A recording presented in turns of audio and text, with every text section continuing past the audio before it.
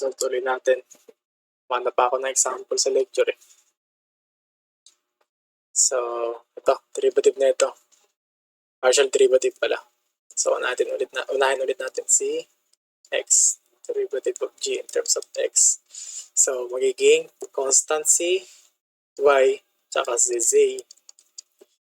So, kapalan natin si sin y tsaka si z squared. Tapos, derivative ng x, 1. Di matitira sin y over z squared. Sunod, derivative of g in terms of y.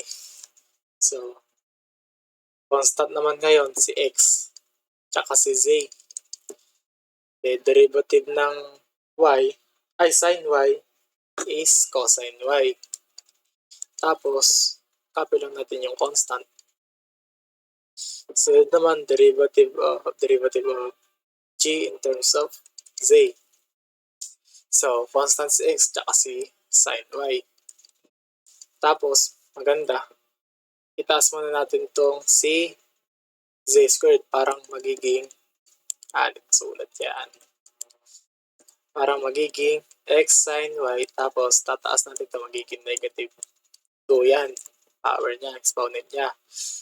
Tapos, derivative nito, power rule, ibababa natin, negative 2, z, tapos negative 2 minus 1, negative 3.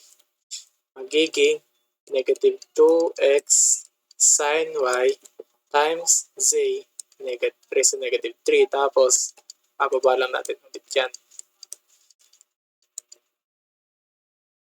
Magiging yan. Ayun, final answer. Dadali pa. Sana pa tayong sample. Ito.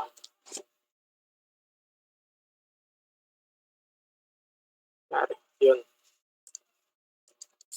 Find dz dx and dz dy.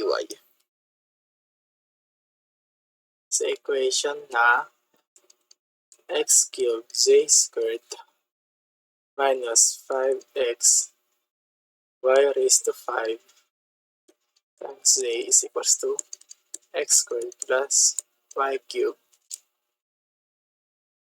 Unahin ulit natin si x. Z is equals to, partial derivative of z in terms of x. Antok na, baby. So, paano magagawin natin? Ito, product rule. Tandaan muna pala natin na y ay constant. Ito na, product rule. Ay, hindi pala. Product rule. Ay, oo. Hindi naman constant si x eh. Product rule natin to. So, copy natin si x as derivative ng z squared 2z dz dx plus, natin parenthesis. Copy natin z squared. Tapos derivative na itong variable na to 3x squared minus ang product rule ulit to. Constant si 5 tsaka si y. Copy muna natin yung constant. So, unahin natin si x. Ay, nabura. So, yan.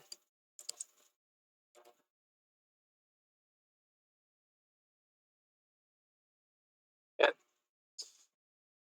So, copy natin si x. Derivative ni z, dz, dx. Plus, copy ulit natin yung dalawang constant. Tapos, si z naman copy natin. Tapos, derivative ng x, 1. Tapos, derivative nitong term na to, 2x. Tapos, derivative nito, y cube, constant si y, 0 na. Piyok ang piyok. Hanip na yan. So, magiging, paano ba sa simplify? Distribute muna natin itong negative. Magiging x cube, kasi hindi pa natin sa harap itong 2. dz dx plus, lipat natin sa harap tong 3, 3x squared z squared minus 5y, ay hindi, tayo natin sa x. 5x y raised to 5 dz dx minus 5y raised to 5z is equals to 2x. So, ang goal daw natin, hanapin si dz dx. So, pagsamahin natin yung may dalawang dz dx.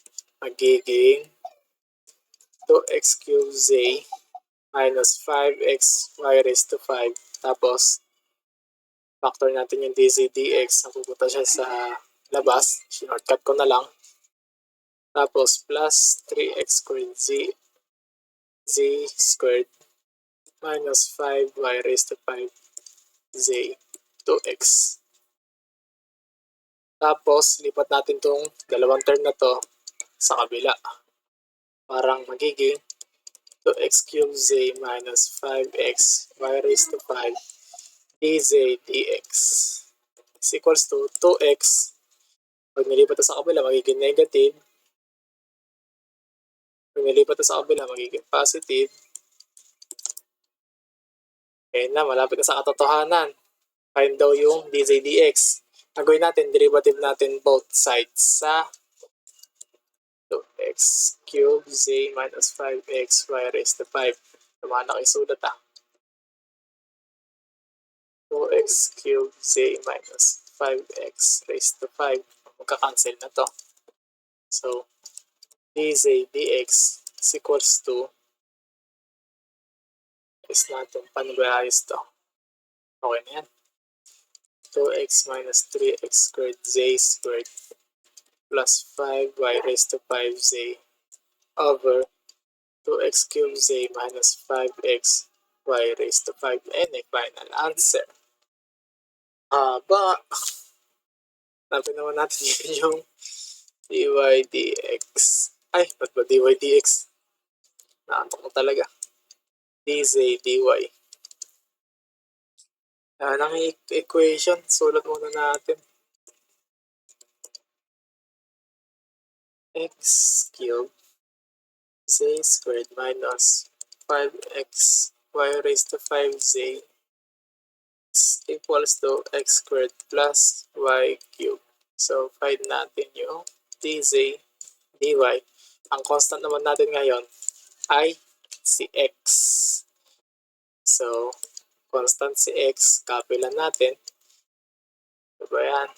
As derivative ng z squared, 2z dz dy minus dalawang term. Merong y, merong z. Product rule. So, copy natin yung dalawang constant, si 5 tsaka si x. Derivative ng y raised to 5 is 5y raised to 4. Tapos copy na natin si z. Plus, copy ulit natin yung constant. So, copy natin si y raised to 5, derivative ng z, dz dy is equals to derivative ng x squared, constant lang siya, 0, plus derivative ng y cubed, 3y squared. So, paano ba simplify? Gawin lang ulit. Ihiwalay natin itong dz over dy. And then, teka lang, distribute natin negative.